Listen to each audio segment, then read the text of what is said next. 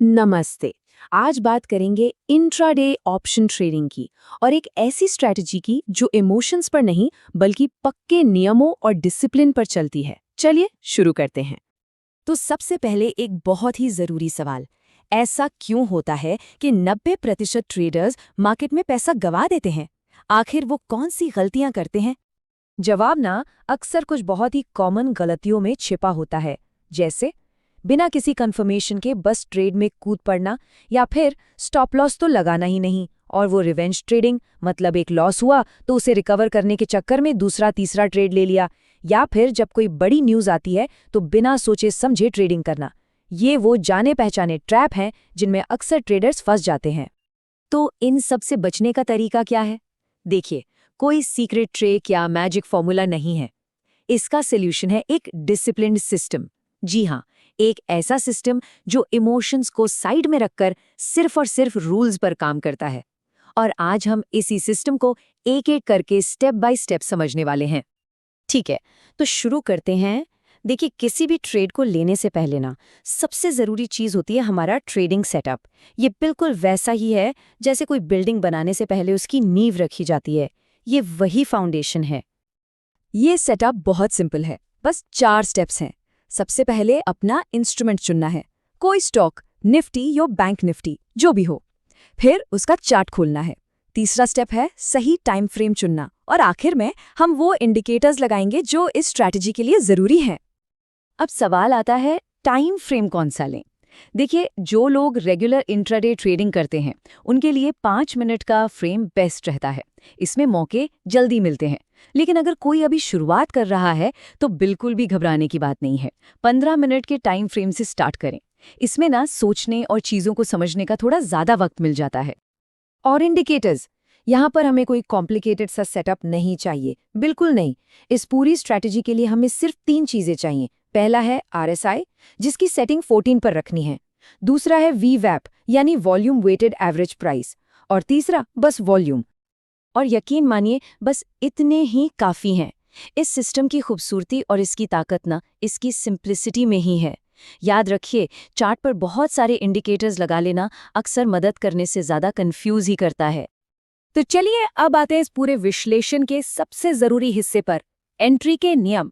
मतलब हमें एग्जैक्टली कब कॉल ऑप्शन यानी CE खरीदना है और कब पुट ऑप्शन यानी PE खरीदना है, ये जानना सबसे ज़्यादा ज़रूरी है। तो पहले बात करते हैं कॉल ऑप्शन यानी CE खरीदने की। इसके लिए हमें 4 कंडीशंस का एक साथ पूरा होना जरूरी है। ध्यान से सुनिए। पहली कंडीशन, प्राइस VWAP लाइन के ऊपर ट्रेड कर रहा हो। दूसरी, RSI ये 40 और 60 के बीच होना चाहिए। क्यों? क्योंकि ये रेंज दिखाती है कि मार्केट न तो ओवरबॉट है न ओवरसोल्ड, मतलब यहां से एक नया मूव शुरू होने का अच्छा चांस है। तीसरी कंडीशन, हमें एक बुलिश कैंडलस्टिक पैटर्न चाहिए, जैसे कि बुलिश एनगल्फिंग या फिर हैमर। और चौथी और आखिरी कंडीशन, उस कैंडल पर वॉल्यूम नॉर्मल से ज्यादा होना चाहिए। जब ये चारों शर्तें एक साथ पूरी हों, तभी हम उस कैंडल के हाई के ब्रेक होने पर एंट्री लेंगे। स्टॉप लॉस रहेगा उसी कैंडल का लो, और टारगेट होगा कम से कम 1:2 का रिस्क रिवॉर्ड। अब आते हैं पुट ऑप्शन यानी PE पर, और यहाँ पर नियम ठीक इसके उल्टे हैं, एकदम मिरर इमेज। कीमत VWAP के नीचे होनी चाहिए।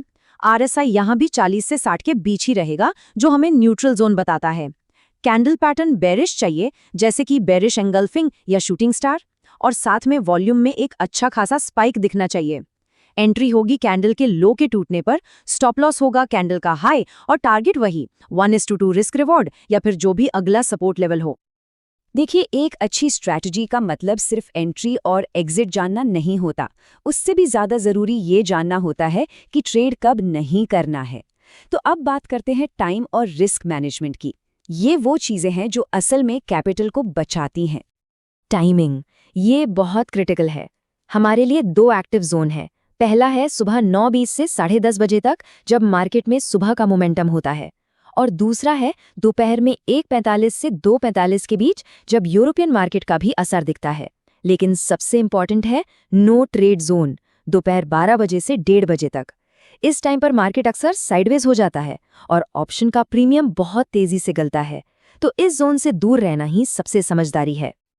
अब आते हैं रिस्क मैनेजमेंट पर। खासकर जो लोग नए हैं उनके लिए ये समझना बहुत जरूरी है। रिस्क मैनेजमेंट का सीधा सा मतलब है अपने लॉस पर एक सख्त लिमिट लगाना ताकि कैपिटल बचा रहे।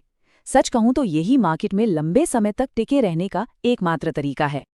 तो ये लिमिट कितनी होनी चाहिए? बिगिनर्स के लिए एक सिंपल सा रूल है, हर ट्रेड पर 200 से 300 रुपए से ज्यादा का रिस्क नहीं लेना है।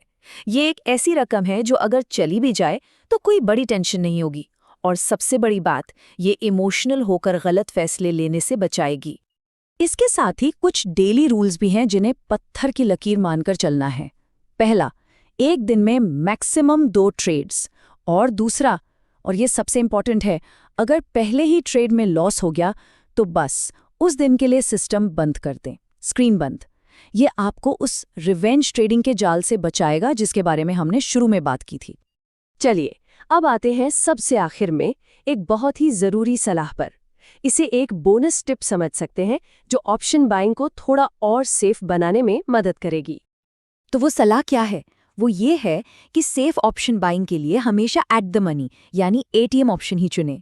एटीएम मतलब वो स्ट्राइक प्राइस जो मार्केट के करंट प्राइस के सबसे नज़दीक हो, और साथ में करंट वीक की जगह नेक्स्ट वीक की एक्सपायरी चुनें। इससे होता यह है कि टाइम डीके का जो असर होता है, मतलब प्रीमियम जो टाइम के साथ घटता है, वो थोड़ा कम हो जाता है और ट्रेड के फेवर में जाने के चांसेस बढ़ जाते हैं। तो हमने एक पूरा सिस्टम देखा, सेटअप से लेकर एंट्री, एग्जिट और रिस्क मैनेजमेंट तक। अब आखिरी सवाल, क्या ये स्ट्रैटेजी ट्रेडिंग में डिसिप्लिन ला सकती है? देखिए, इसका जवाब सिर्फ इन रूल्स को जानने में नहीं है। जवाब इस बात में है कि इन रूल्स को कितनी शिद्दत से, कितनी कंसिस्टेंसी से, बिना किसी बहाने के फॉलो किया जाता है।